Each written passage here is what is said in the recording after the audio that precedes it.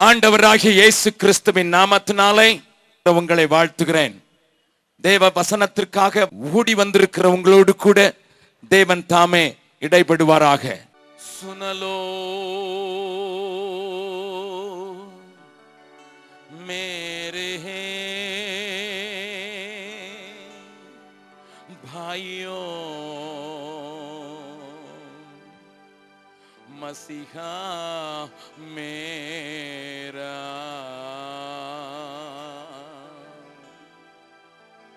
दुनिया में आया,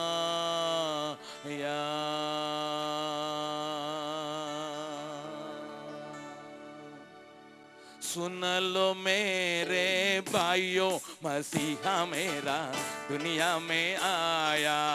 सुन लो मेरे भाइयों मसीहा मेरा दुनिया में आया। सुन लो मेरे भाइयों मसीहा मेरा दुनिया में आया। दुनिया में आया मुक्ति को लाया, दुनिया में आया मुक्ति को लाया, दुनिया में आया मुक्ति को लाया, दुनिया में आया मुक्ति को लाया। पापीन को आन बचाया, बचाने यीशु दुनिया में आया। पापीन को आन बचाया, बचाने यीशु दुनिया में आया। सुन लो मेरे भाइयों मसीहा मेरा दुनिया में आया।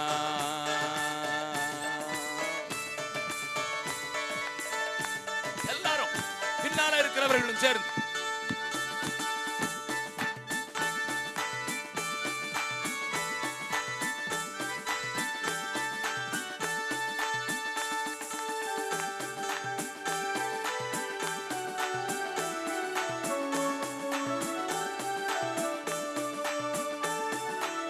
स्वर्गीय पिता का एकलौता बेटा, स्वर्गीय पिता का एकलौता बेटा, स्वर्गीय पिता का एकलौता बेटा, स्वर्गीय पिता का एकलौता बेटा।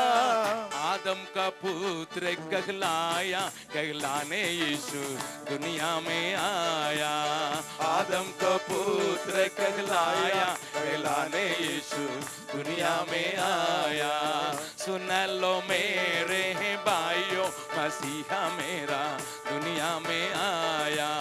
सुन लो मेरे भाइयों मसीहा मेरा दुनिया में आया।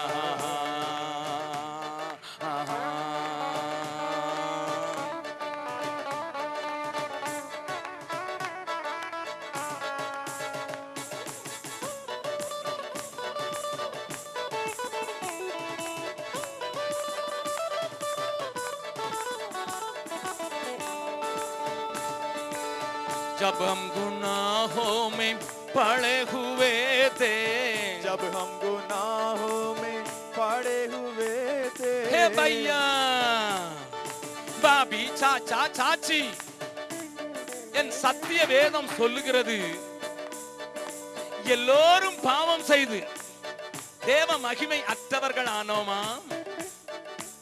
நீ நெட்டையானாலும் சரி, நீ குட்டையானாலும் சரி, நீ பெரியவனானாலும் சரி, நீ சிறியவனானாலும் சரி, நீ பணம் படைத்தவனானாலும் பரம ஏழையானாலும் என் வேதம் சொல்கிறது எல்லாரும்.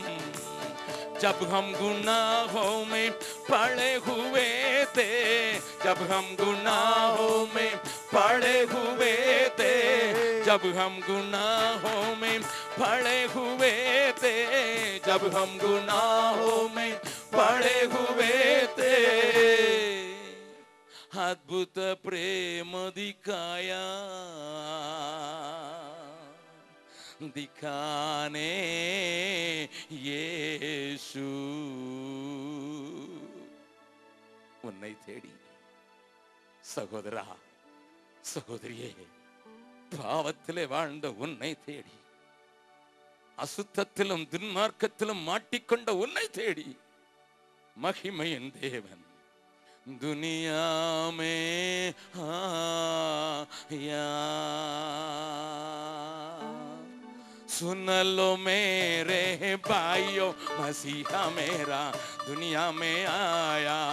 सुन लो मेरे भाइयों, मसीहा मेरा दुनिया में आया। सुन लो मेरे भाइयों, मसीहा मेरा दुनिया में आया। सुन लो मेरे भाइयों, मसीहा मेरा दुनिया में आया। दुनिया में आया, मुक्ति को लाया।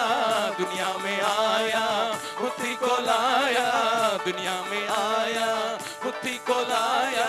दुनिया में आया, मुक्ति को लाया। पापी को आन बचाया, बचाने यीशु दुनिया में आया। पापी को आन बचाया, बचाने यीशु दुनिया में आया। கரங்களை கத்தி ஆண்டவருக்கு பெரிய நன்றி அறிதலை தேடி வைப்பாங்க. ஒரு நிமிடம் கண்களை மூடி ஆண்டவரை நோக்கி பார்க்கலாம். இயேசுவே உம்மை காணாமல் கண்கள் உறங்காது.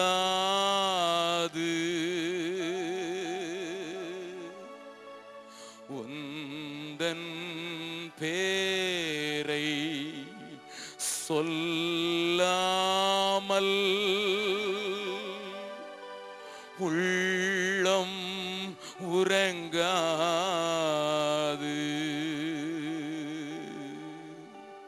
கடலில் சென்று சேராமல் நதியும் அடங்காது.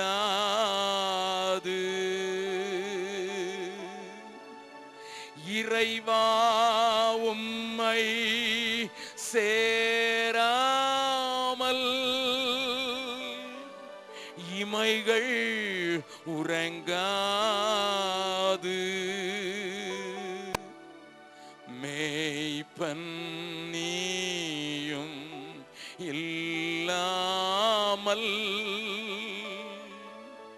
மேன்மை வாராது. மந்தைகள் பாடும் சோகங்கள் காதில் விழவேண்டும்.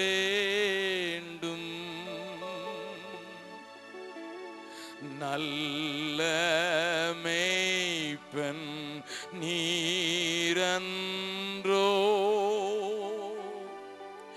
இன்றே வரவேண்டும். உம்மை கண்டு மண் மீது மனித தொழவேண்டும்.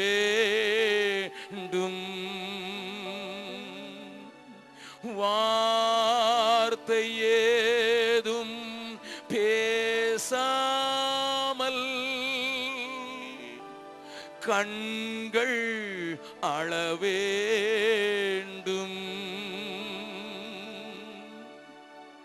தேவ மைந்தன் பாதத்தில் கண்ணீர் விட வேண்டும். தேவ மைந்தன் பாதத்தில்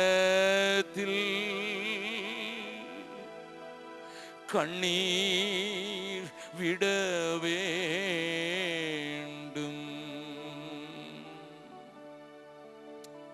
இயேசுவின் மூலம் ஜெபம் கேளும் நல்ல பிதாவே, ராஜாவும் அவருடைய மனவாட்டியும் என்கிற தலைப்பின் கீழே அந்த ராஜாவின் மனவாட்டியை உங்களுக்கு கொஞ்சம் அடையாளம் காட்டி கொடுக்க விரும்புகிறேன். நன்றாய் கவனியுங்கள், நன்றாய் கவனியுங்கள். ராஜாவின் மனவாட்டியை குறித்து நமக்கு ஒரு தெளிவு இருக்குமானால் நாம் யுத்தம் செய்கிறது மாத்திரமல்ல, அவரோடு கூட உட்காருவதற்கான தெளிவான காரியத்தை நாம் அறிந்தவர்களாக இருப்போம். அது எப்பொழுது நடக்கும்? அது நடக்க வேண்டும் என்றால் பூமியில என்ன நடக்க வேண்டும், பூமியில நடக்க வேண்டும் என்றால் நான் என்ன செய்ய வேண்டும் என்கிற கேள்விகளுக்கு பதில் சொல்லும் வண்ணமாக இந்த நாளிலே உங்களோடு கூட சில வசனங்களை கொஞ்சம் ஆழமாகவும், அதே சமயத்தில் என்னை கேட்டுக்கொண்டிருக்கிற மற்ற நண்பர்கள், மற்ற புற ஜாதியினர், புற மதஸ்தவர்களும் இங்கே கேட்டுக்கொண்டிருக்கிறார்கள், அவர்களுக்கும் விளங்கும்படியாக நான் பேச வேண்டிய அவசியம் உண்டு என்பதை நீங்கள் அறிந்து கொள்ள வேண்டும். நான் சில காரியங்களை, அடிப்படையான காரியங்களையும் சொல்லி கொஞ்சம் ஆழத்திலையும் உங்களை எடுத்து செல்ல விரும்புகிறேன். இதை விளங்கிக் கொள்ளும் வண்ணமாக ஆண்டவர் ரட்சிக்கப்படுகிற அல்லது இயேசு கிறிஸ்துவின் இரத்தத்தினாலே கழுவப்பட்டு அவருடைய நாமத்தின் மேல் விசுவாசமாகி அவருடைய ஆவியினாலே நிறைந்து அந்த ராஜ்யத்துக்கு தன்னை சொந்தப்படுத்துகிற ஒவ்வொரு பிள்ளையை குறித்து வைத்திருக்கிற பெரிய தேவ நோக்கத்தை நான் உங்களுக்கு சொல்ல விரும்புகிறேன். என்ன சொன்னார் ஆண்டவராகிய இயேசு கிறிஸ்து? நீங்கள் ஜலத்தினாலும் ஆவியினாலும் பிறவாவிட்டால் தேவனுடைய ராஜ்யத்தில் பிரவேசிக்க மாட்டீர்கள் என்று சொன்ன காரியத்தை கொஞ்சம் அழுத்தமாகவே பேசினேன். ஜலத்தினாலும் ஆவியினாலும் பிறந்தவர்களுக்கு தான் தேவராஜ்யம். ஹல்லேலூயா. மறுபடி கரங்களை உயர்த்தி ஆண்டவருக்கு சொல்லலாம், ஜலத்தினாலும் ஆவியினாலும் பிறந்தவர்களுக்கு மாத்திரம்தான் தேவராஜ்யம். ஹல்லேலூயா. நான் அங்க போனேன் பிரதர், இங்க போனேன் பிரதர், எங்க போனியோ எனக்கு தெரியாது, நீ மறுபடி பிறந்திருக்கிறியா என்பதுதான் தேவனுடைய ராஜ்யத்தில் கேட்கப்படுகிற முதல் கேள்வி. இதை ஆண்டவர் மெய்யாகவே மெய்யாகவே உங்களுக்கு சொல்கிறேன் என்று ஆணித்தரமாக சொன்னார். ஆனால் மறுபடி பிறந்தால் மாத்திரம் போதாது என்பதைத்தான் தொடர்ச்சியாக பேசிக் கொண்டிருக்கிறேன். ஏதோ மறுபடி பிறந்து விட்டேன், என் வேலை முடிந்து விட்டது அல்ல. இந்த ராஜ்யத்தை வஞ்சனையாக, வஞ்சகமாக, திருட்டுத்தனமாக எடுத்திருக்கிற சாத்தானுடைய கரத்திலிருந்து நாம் பிடித்து என் ஆண்டவருக்கு சொந்தமாக்க வேண்டிய அவசியம் உண்டு என்பதை உங்களுக்கு சொல்லிக் கொண்டு வருகிறேன். அந்த வெற்றி பெற்ற ராஜாதி ராஜாவாக வெற்றி வாகை சூடின அந்த இயேசுவினுடைய மனவாட்டியாக ஆண்டவர் யாரை தெரிந்து கொள்ள விரும்புகிறார்? என்னோடு கூட சேர்ந்து திருப்பிக் கொள்ளுங்கள். மத்தேயு எழுதின சுவிசேஷம் 11வது அதிகாரத்துல ஆண்டவர் சொல்கிற ஒரு காரியத்தை நீங்கள் கவனிக்கும்படியாக நான் கேட்கிறேன்.